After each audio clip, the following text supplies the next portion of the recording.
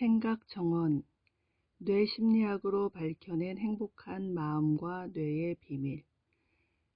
두 번째 시간으로 생각 정원을 읽어드리겠습니다. 죽음의 위기를 겪으며 깨달은 것들.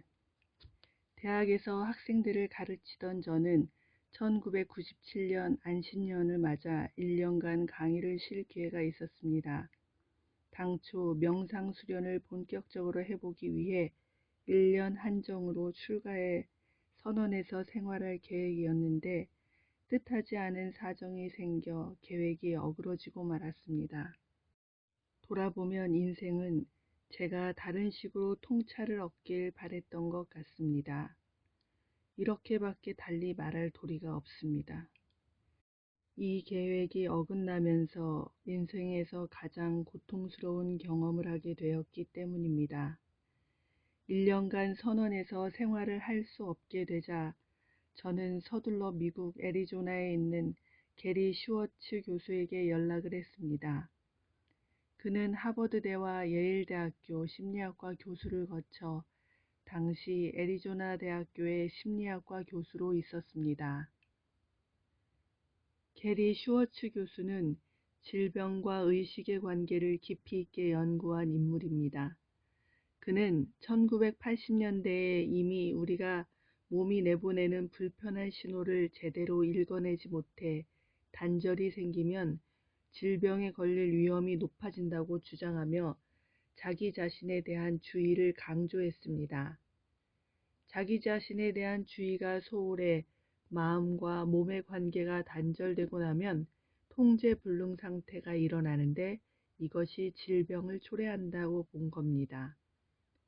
감정지능이라는 표현을 처음 쓴 베스트셀러 작가 데니얼 골먼과 앞서 티베트 승려 175명의 뇌영상을 연구한 리처드 데이비슨도 하버드 대학교에서 게리 슈워츠 교수의 가르침을 받았습니다.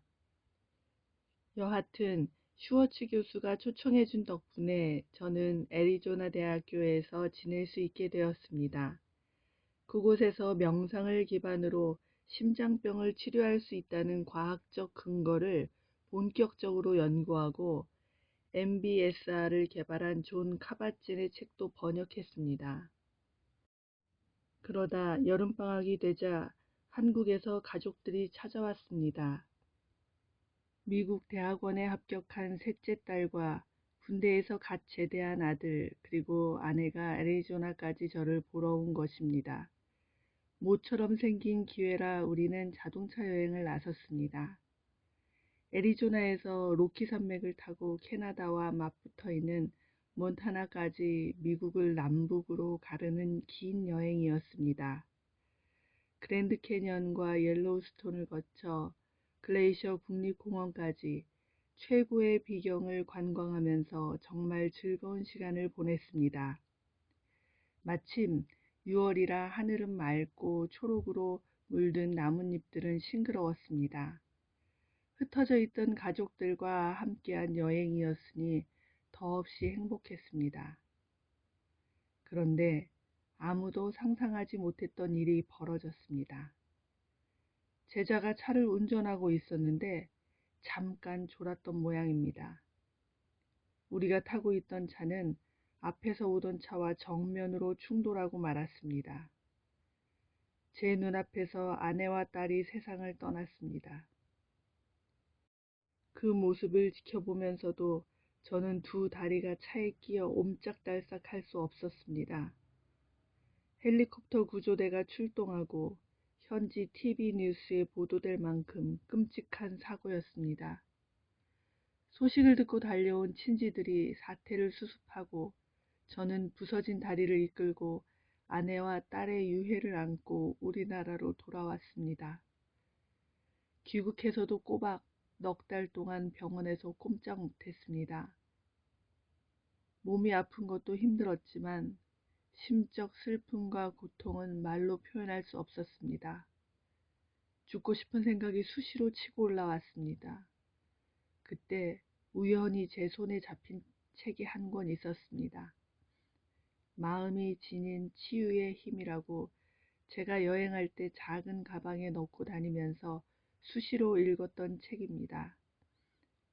사고 현장에도 있었습니다. 저는 그 책을 읽고 우리말로 옮기는 작업을 하면서 겨우 제 자신을 추스를 수 있었습니다. 이 책의 저자 조안 보리센코 박사는 책에서 이렇게 말합니다. 고통은 단순한 고통으로 끝나지 않는다.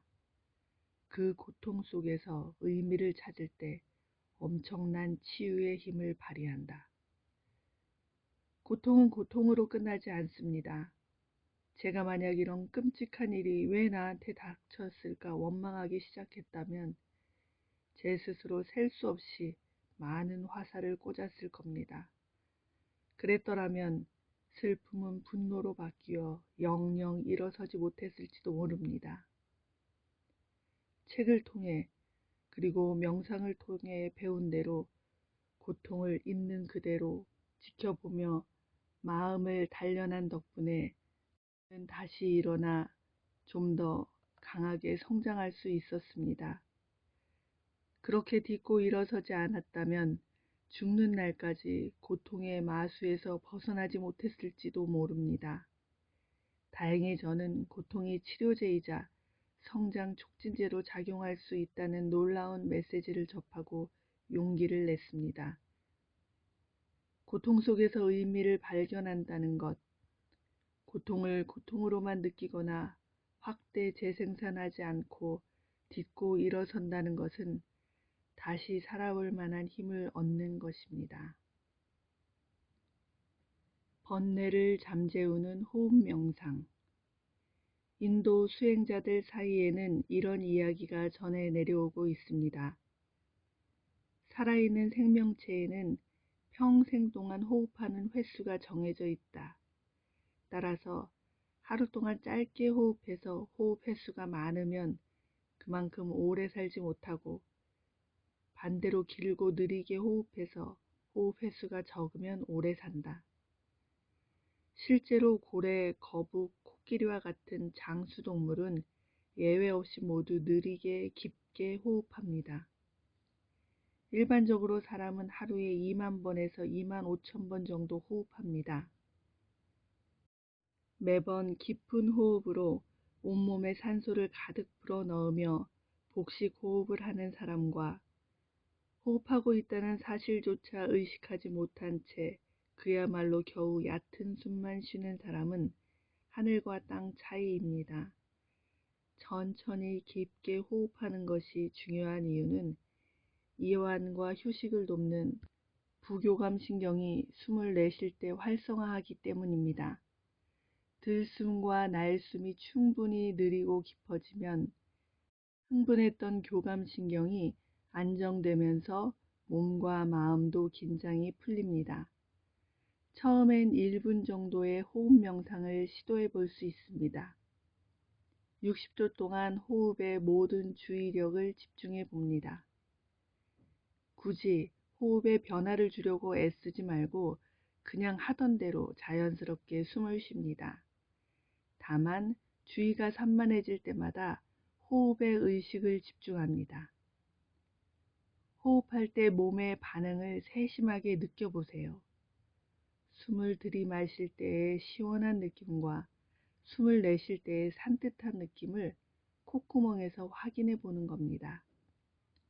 또는 숨을 들이킬 때 아랫배가 솟아올랐다가 내쉴 때 가라앉는 미묘한 변화에도 의식을 모아보세요. 천천히 속으로 호흡을 하나씩 세워도 좋습니다. 하나에서 10까지 센 다음 다시 하나에서 10까지 셀 수도 있고 마음이 흔들리면 10에서부터 하나까지 거꾸로 세어갈 수도 있습니다. 속으로 숨을 들이마실 때는 들이라 하고 내쉴 때는 토라고 조용히 말할 수도 있습니다. 딴 생각에 빠져들 수 있습니다. 지극히 정상적인 일입니다. 마음이 흔들렸다는 것을 알아챈 순간 다시 호흡에 집중하면 됩니다. 자신을 다그치지 말고 스스로에게 관대해지세요. 만약 열을 새도록 마음이 흔들리지 않고 호흡을 계속했다면 대단히 고무적인 결과입니다. 처음 시도해서 10회 연속으로 호흡에 성공한다면 아주 잘한 것입니다. 호흡 명상은 다른 모든 명상의 기본 토대이자 단 역할을 합니다. 그만큼 중요합니다. 그렇다고 해서 이 훈련을 완벽하게 해낼 때까지 다른 훈련을 아무것도 시작하지 말고 미루라는 얘기는 아닙니다. 다른 훈련을 하며 자주 반복하면 됩니다. 1분이 다 되면 훈련이 어땠는지 생각해 봅니다. 머릿속을 텅 비울 때 느낌이 어땠는가? 기분이 좀 달라지지는 않았는가? 나의 호흡 패턴은 어떤가? 평소 무의식적으로 내뱉고 들이마시던 불규칙적이고 얕은 호흡을 알아차림합니다. 또 이 호흡 훈련이 당신에게 어떤 영향을 미쳤고 그 영향이 얼마나 오래 지속되고 있는지 생각해 보기 바랍니다. 1분 호흡 명상에 익숙해지면 점차 시간을 늘려가 봅니다. 10분, 30분, 40분, 60분. 이렇게 늘려가다 보면 어느 순간 호흡에 온전히 집중할 때가 찾아올 겁니다. 그러다 보면 당신을 흔들어 놓던 지독한 번뇌도 점차 사라질 것입니다.